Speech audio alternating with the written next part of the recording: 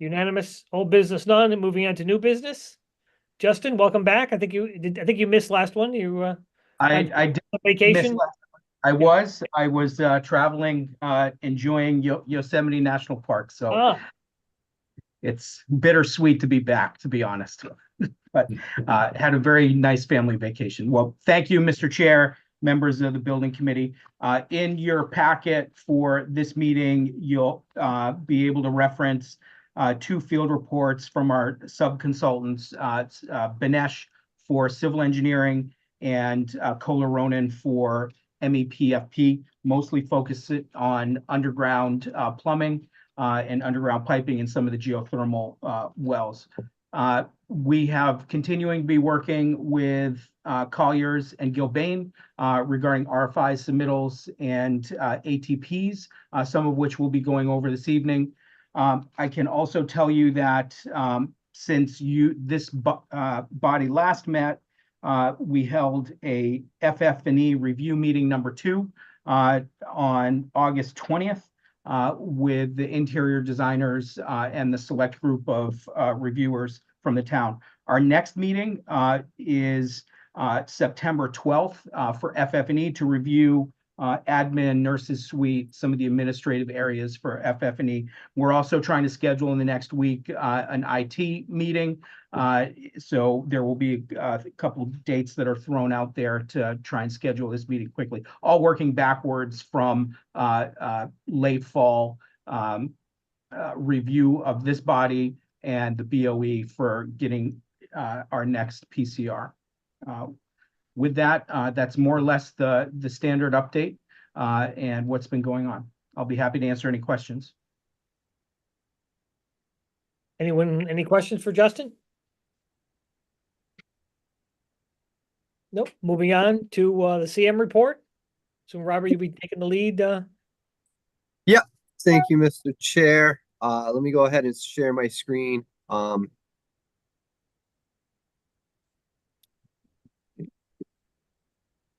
Okay, so hopefully you can see this now. So we don't have the drone update for today, but has been a lot of progress since our last meeting. So I wanted to go through and kind of take you for a little go back to this couple of blue beam slides here for you. So what you're looking at here is this is looking at that northeast corner of the building. So my back behind me would be Mungertown Road. This is kind of looking at the pre-K and kindergarten section of that main level area A. And what you could see is this is where we kind of started the exterior framing. So this was a good photo just to show you we're kind of wrapping up steel into we still have to do the canopies, but we're kind of getting into the final finishing touches of the steel erection, and we're actually moving on and progressing into the exterior envelope. So this is a good photo just to show you the progress. They started last Monday, so you're looking at about 5 to 6 days of progress here. And as I go to the next photo, it'll give you a little closer detail of what's going on here. But what you can see is basically they're framing out this upper section, which is the parapet that's needed for the roofing. So all this parapet work that's going to happen up above the metal roof deck is important because it's going to really help us get the roof going with the insulation and the TPL, get us progressing towards water tightness. But you can see here we have a good section of track going, and then what they'll do is they come through and they put this blocking on the roof blocking for the proper termination of the membrane, and so we can get the proper edge details. Couple other good things in this photo, as you can see, is we do have true exterior framing going. So this is progressing, and this I thought would be a good photo to take because it shows you one of the bump out details on that same level A, main level A, looking at the north elevation.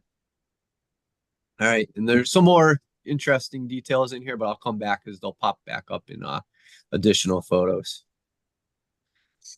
So now I moved inside, and I'm basically standing on A on the north end looking into B.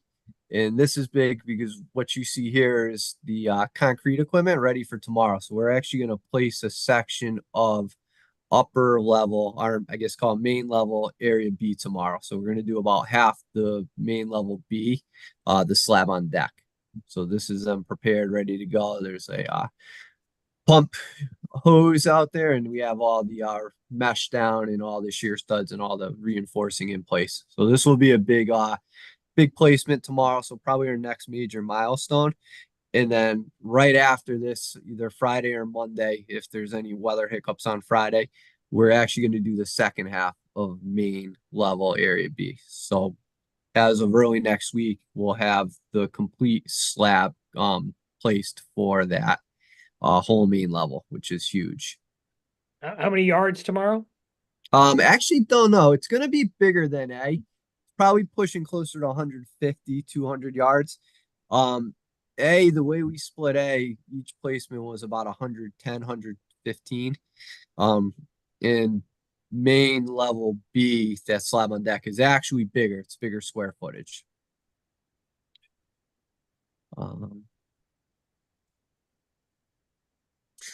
So this is just a nice little detailed photo showing you this is stair 2 on the north end. So we actually started the mason like we had mentioned at the last meeting, and he's actually he's up and basically at the point where he's done at stair 2 until we come back and put in some of the roof beams. In another photo you'll see he's actually over on the south end of the building doing that stair 1 now. And this just gives you a little closer up of the shear studs that are needed in the slab, and then the mesh down. And then just moving down, so now we're downstairs, main level B.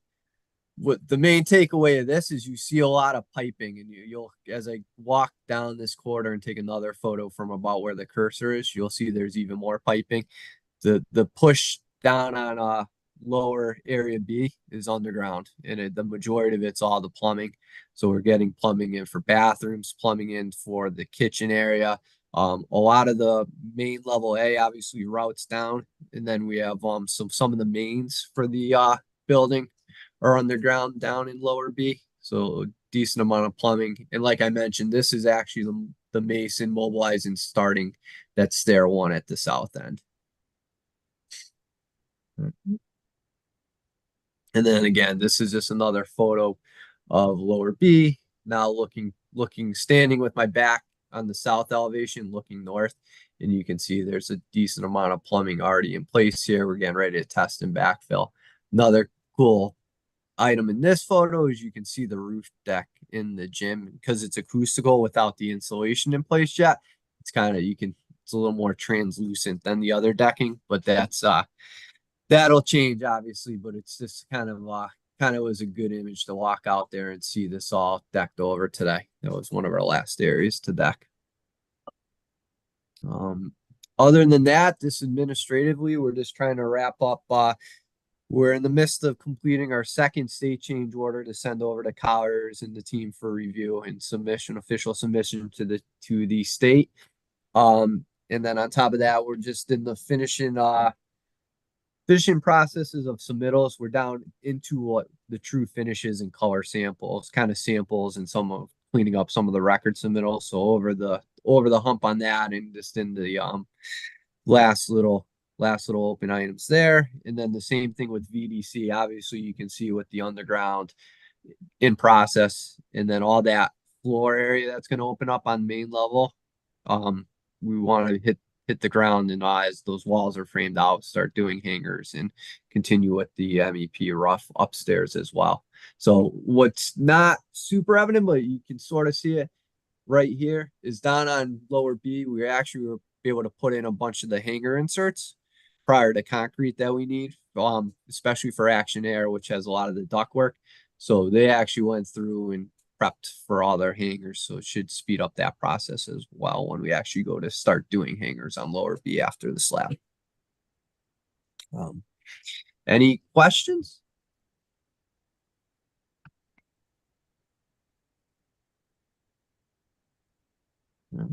Looks great. You're flying. Looks great. We're moving. The drone photo will be nice in 2 weeks because you'll see it'll be another dramatic change from where we were a couple weeks ago. And it's amazing just over a course of a week having the framer going, seeing as the building's getting enclosed and as the roofer's progressing. There's a lot of visible progress over, from a Monday to a Monday, which is good. So still kind of a letdown though, if you were hoping for a drone flight. Yeah. That bill was expense. Yeah. But as we've said before, feel free anytime you guys want to come by and take a tour of the site and the building, please just reach out to us. That's even cooler than a drone flight. Yeah, yeah. Well, now that you got some plumbing going in, that's the real sexy stuff. So Gotta catch it quick. It's gonna get buried. yeah. Got it. Thanks, Robert. Moving on to Adam. Any questions for Robert? Nope. Moving over to Adam. Good evening, everyone. So just a couple things that I want to mention today before we get into procurement. The one topic that has kind of come up, there's no action for it tonight, but is the courtyard. I know some of you may have heard some questions about that. So right now, the product team and obviously mainly Tecton is working through some potential options for tweaking some of the landscaping in the courtyard, namely eliminating landscaping due to the ongoing maintenance concerns and just navigating that as part of the 50, 75 year, 100-year life cycle for the building. So again, there's no action item for this group right now, but the notion is like I said, to take the landscaping in there that's currently designed for the courtyard, which is pretty minimal compared to what the original design was, and eliminate all the actual landscaping needs and provide either hardscape or turf or something like that to reduce maintenance costs. So like I said, no action for this evening. The intent is that we'd come back with some proposal of what that might look like. Maybe there's some options or two about materiality, but just want to put that initially out there as a talking point here, so it's not the first time everyone has heard it when there is some discussion to be had in a near future meeting. Just make sure everyone. Obviously, we're talking about using artificial turf, potentially similar to what's at the high school and also at the surf club. So, I don't think that's particularly controversial. I think it's a good solution, a low maintenance solution. It's inside a courtyard, but just want to make sure, if anybody has any questions about it, we want to flesh them out over the next couple of meetings just to make sure. So hearing no questions, so go ahead. I just want to make a point of emphasis. If anybody's watching on television, these are our huge crowd of followers on YouTube. And then the other item is there was an addition. I added some documents to the SBC packet today. Again, there's no action item for this group tonight. But if you recall, I believe it was the last meeting where the SBC approved some testing to get added to our commissioning agent's contract. And I mentioned that there was other testing that was sort of in bulk that would be solicited out for public bid. So those public bid documents have been drafted, and so that draft is in the SBC packet. So if you're so inclined, take a look. And if you have any comments, feel free to send them to me. The intent is to publish them the next day or two, but even if you have comments and they come up, later this week after it's published, we can always issue an addendum if needed. But want to get that out on the street so that way we can get pricing back and get that lined up before the thrust of the work would need to start in October, November timeframe for some of that testing. So that's just an FYI for this group. And really, other than that, sort of just standard operating ATPs and RFIs and things like that Justin was alluding to. The big push on the Tecton and Colliers and town side of things will be the FF&E and AB and IT packages here to get those everything lined up and buttoned up and making sure that they fit the school's needs, that we have a general understanding of what the budgets might be, and and kind of go through the procurement planning process as we go, what's on state contract, what, you know, if there are any items that want to get bid out publicly or need to get bid out publicly, sole sourcing requirements, all that good stuff with the state. So the next couple months, the hope is that we can kind of put our heads down and get that all knocked out. So more to come on that. But otherwise, unless there's any questions for me, we can jump into the procurement side of things. Yep, item number 5, Adam. So let me share my screen per usual.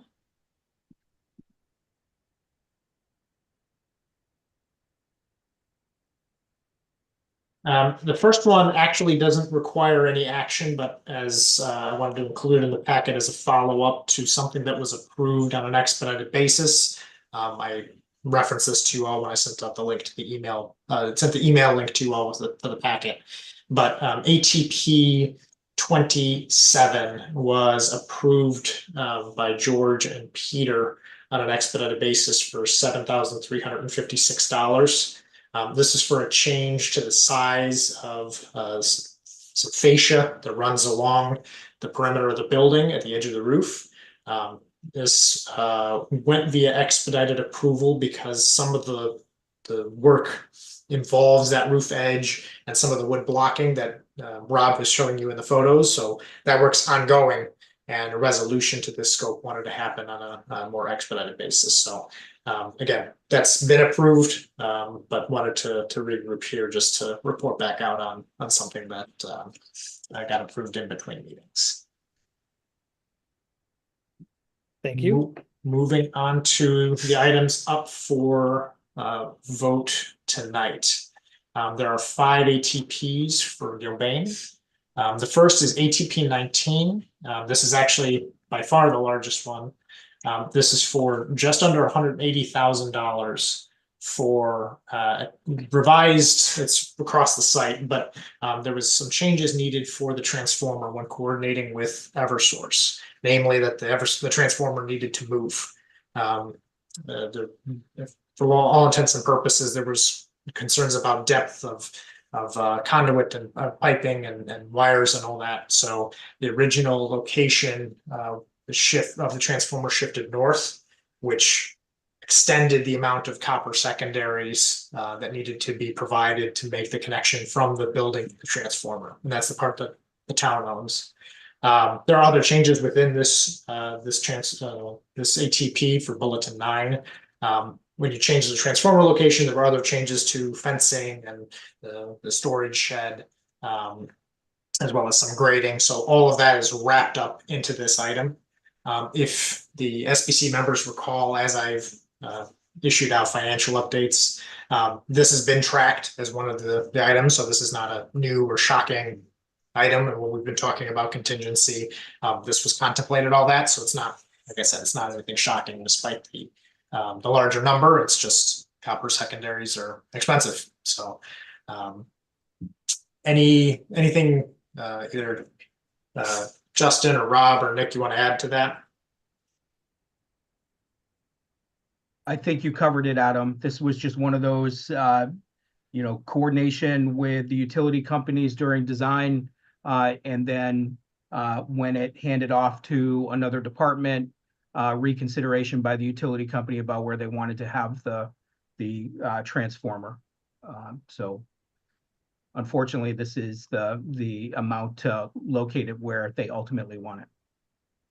Yeah, agreed. It's unfortunate, but it seems to happen on just about every job, whether it's gas company, power company, water company. So no matter how much these guys coordinated with them during the design phase, they change their mind later on. Unfortunately, that's what it ends up having to be. So I do think, despite the fact that it's a large value, that it is a fair value, especially for a change order. But unfortunately, we can't. The design team can't either control the utility companies from 8 months ago, 9 months ago till now. Fortunately, like I said, it does happen on a lot of projects. Mm-hmm. For I reference, get it, but it's a shame. Secondary is so much more expensive than primary based on amperage. It's really like they hit us at the worst possible part of it. Yeah, It almost seems like they're doing it on purpose now. They're so pissed off at the at people. I don't know, I mean, it's happened to me several times on recent projects where it was a done deal. We installed the conduit, the transformer pad, and they want us to re-engineer it. And the second, when I go to install the transformer, they have no conscience. Yeah, well, that saves them money. Yeah, no, and there's been a lot of turnover, but, so it's unfortunate. I know, it's painful to pay for that much, Yeah. secondary. Just so I've shown it because we kind of talked about nebulously. This rainbow salad here generally reflects the transformer was closer to the building and now it's farther away. So that added distance, that's the bulk of the cost that we're talking about. So. Yeah. All right, if there's no other questions on that item, I'll keep moving through these and then I'll flash up the draft motions. ATP 32 is actually a small credit for $93. This is the net result of some electrical and data revisions. The summary of it is there were some floor box power location or units put it in the visual arts and the STEM rooms. Those didn't need to be in the floors, so credit for all the floor boxes, the work there. But then the addition for putting those outlets in the walls where they'd be better used with some data. So small net credit for changing to something that suits the school better. Any questions on this one? Okay. The next two are very similar. So I'll talk about them together. ATP 33 for an ad of $6,700 and ATP 34 for an ad of $2,200. Effectively, there were two instances where there were some discovered utility lines in the road that weren't marked out. So it's a clear discovered condition. So basically the stoppage time, the inefficiency time, the hand digging, all the work associated with having to deal with these utility lines is captured in these two ATPs. Rob and Nick, jump in if I'm wrong, but I don't think either of them were live, but they need to be confirmed that they were not live when they got hit. So thankfully not a lot of extra scope in that regard of trying to fix something, but it was, just something discovered. It was a deadline, but it didn't confirm that. Is that right? I believe that's correct. I don't know if Robbie, I think you probably have a better handle on this one, but I believe that's correct. It was thought that it was live and turned out to be did not be live.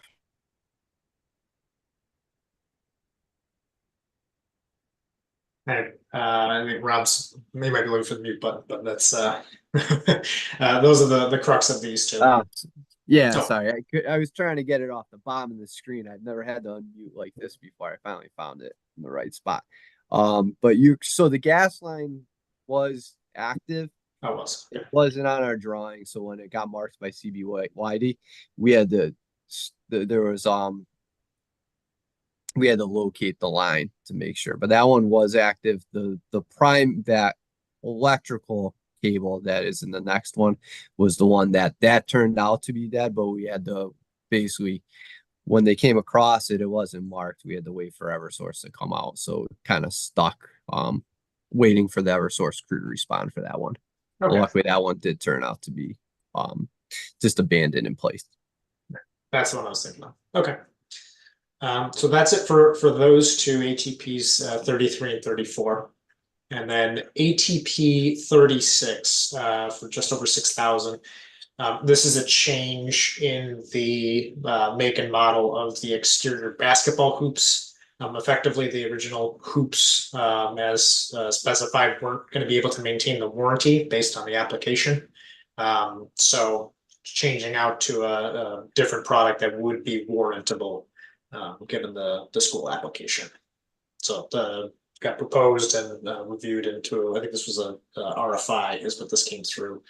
So the design team identified a product that would work. Any questions on this one?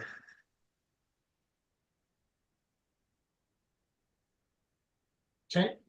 The draft motions, if that works for y'all. Would anyone like to kick us off? I'll give it a shot. Unless Woody wants it. No, you can. He'll do the second. Hopefully he'll do the seconds this time. All right. Motion to approve ATP 19 for a change to Gilbane's existing construction contract in the amount of $179,971 for additional site changes, including electrical work for a transformer location change in coordination with Eversource, grading work, and fencing storage shed changes per bulletin number 9. I'll second that. All in favor? Aye. Aye. Unanimous? Next item, Next one, sure. Motion to approve ATP 32 for a change to Gilbane's existing construction contract for a credit in the amount of $93 for electrical data changes per bulletin 15. I'll second that. all in favor? Aye. Unanimous? Next item, Motion to approve ATP 33 for a change to Gilbane's existing construction contract in the amount of $6,737 for additional site work costs due to an unforeseen electrical utility line in the road during water line installation. I'll second that. all in favor? Aye. Unanimous?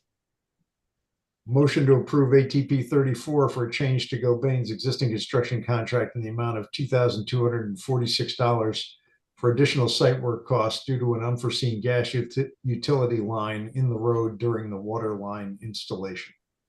I'll second that motion. All in favor? Aye. And lastly, motion to approve ATP 36 for a change to Gilbane's existing construction contract in the amount of $6,030 for an alternative exterior basketball hoop product. Holy cow. That's a word salad. I'll second Words have never that. been said before, I'm sure. In a row. Do you have a second? I'll second that. All in favor? Aye. Aye. George, you forget that I get partially paid by how many words I put into a motion. So I'm like the Charles Dickens of OPM. So No, it's not you, Adam. It's my tongue gets caught up sometimes. I'm not sure the overhead paid for that $93 change order though on your. Yeah, that's. otherwise, that's all for procurement. Got it. Moving on to next item, public comments. Any public? No public.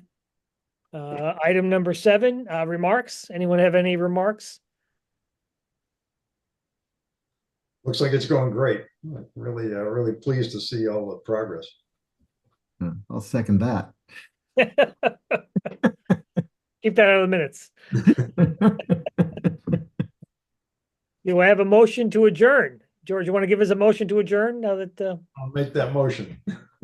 what do you second, I assume? I'll second that. All in favor? We miss Sharon. I know, she's showing up on rhythm. A Tuesday thing, I guess, doesn't work for her. Well, all in favor? Adjourn. Aye. Aye.